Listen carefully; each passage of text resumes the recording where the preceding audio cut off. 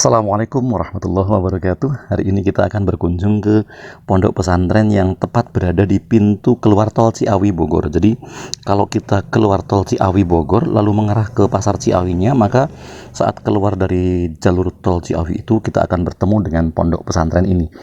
Nama pondok pesantren ini yang ada di sisi kanan pintu tol Ciawi itu bernama Pondok Pesantren Al-Um. Karena pesantren ini bermadhab Ahlus Sunnah wal Jamaah atau disingkat Aswaja, maka pesantren Al-Um ini disebut lengkap namanya menjadi pesantren Al-Um Aswaja. Madhab atau manhaj Ahlus Sunnah wal Jamaah atau Aswaja adalah madhab yang menjadi kebanyakan bangsa Indonesia pakai sebagai rujukan dalam kepercayaan mengikuti jalur Asy'ariyah. Sementara dalam fikih mengikuti madhab yang 4, Imam Hanafi, Imam Maliki, Imam Syafi'i, dan Imam Hambali. Dan dalam praktik bermadhab Imam Syafi'i. Memasuki areal pesantren Al-Um Aswaja ini bisa melalui 2 pintu masuk. Lewat seberang Masjid Amaliyah Ciawi atau sebelah patung macan yang di perempatan Ciawi itu. Atau satu lagi lewat Jalan Raya Ciawi Tajur. Jalan Raya Tajur. Nah, jarak tempuhnya sama karena lokasinya sangat dekat. Dan terlihat dari dalam jalan tol, terlihat dari tol pesantren ini tampak sangat adem ya, strategis. Maka alamat pondok pesantren Al-Um ini sesuai dengan tempatnya, yaitu Jalan Raya Ujung Tol Ciawi. Jalan Raya Ujung Tol Ciawi, ikutnya masuk ke Kampung Wangun Tengah, RT 4 RW 2, kelurahannya Sindang Sari, kecamatannya Bogor Timur, ikutnya Kota Bogor atau Kota Madya Bogor, bukan Kabupaten Bogor.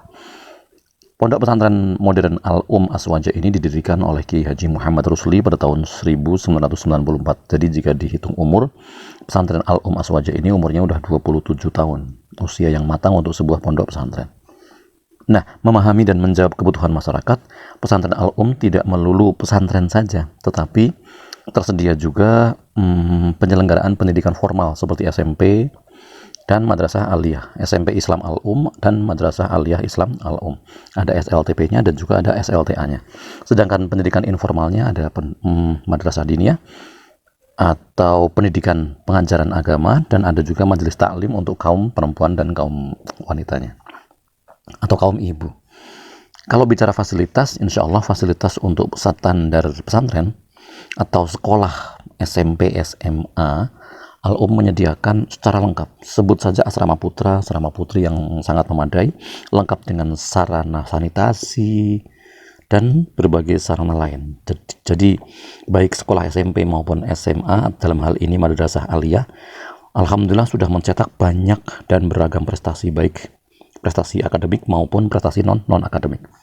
Untuk sarana persekolahan dan pendidikan formal, tersedia bangunan kelas, laboratorium komputer, lab untuk kegiatan IPA atau sains, perpustakaan, kantor guru, kantor administrasi, dan ruang bimbingan konseling atau BK atau bimbingan penyuluhan. Terus ada lagi sarana pengasuhan, terdiri dari kantor, terus gudang untuk peralatan kebersihan, ruang guru, dan sebagainya. Tentu yang ada lagi aula yang sangat luas untuk panggung serbaguna. Di sini sering dan kerap dibikin acara, lokasi penyelenggaraannya sering diadakan di aula. Dan jangan khawatir buat yang hobi berolahraga, karena lapangan olahraga terdiri lapangan voli, lapangan futsal, lapangan basket, dan lapangan sepak bola pun ada. Jadi fasilitas-fasilitas untuk penghobi olahraga, santri-santri yang hobi olahraga pun lengkap. Fasilitas lain pun tersedia juga, dapur, kantin, termasuk saung-saung untuk wali murid yang datang untuk ngariung saat kunjungan wali murid pada hari Ahad maupun hari libur lainnya.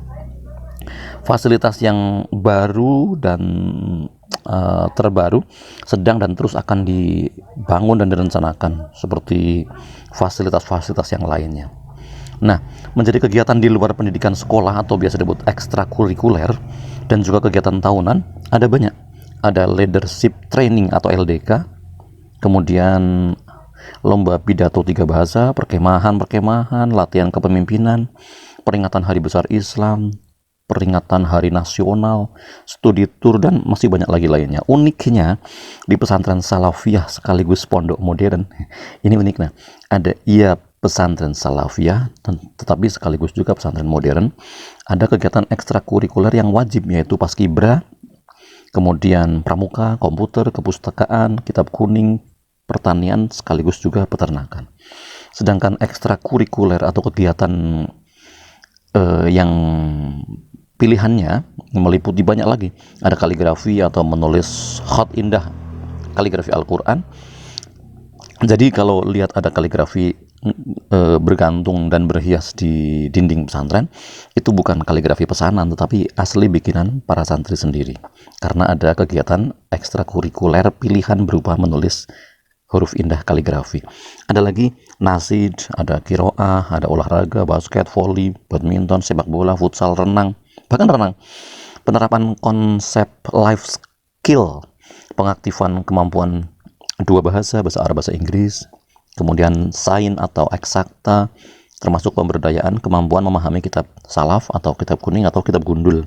Nah, pesantren Al-Aswaja ini boleh dibilang pesantren modern karena menerapkan ciri modernisasi, tetapi juga masih menyertakan dan mempertahankan pesantren dengan kultur salafiyah. Dalam keilmuan sangat berhati-hati karena mengacu sanadnya langsung tersambung kepada Rasulullah SAW. Jadi saat saya sebut bahwa pesantren ini menyertakan dan mempertahankan unsur salafiyah, karena pesantren Al-Aswaja ini mengutamakan meluhurkan adab dan cocok dengan metode dakwah ajakan dari penyebar agama Islam tanah Jawa, yaitu Wali Songo. Maka tidak jarang terselenggara kegiatan seperti ziarah atau rihlah mubarakah, mengunjungi atau berwisata rohani ke berbagai tempat-tempat yang bersejarah dalam penyebaran agama. Demikian, semoga bermanfaat. Assalamualaikum warahmatullahi wabarakatuh.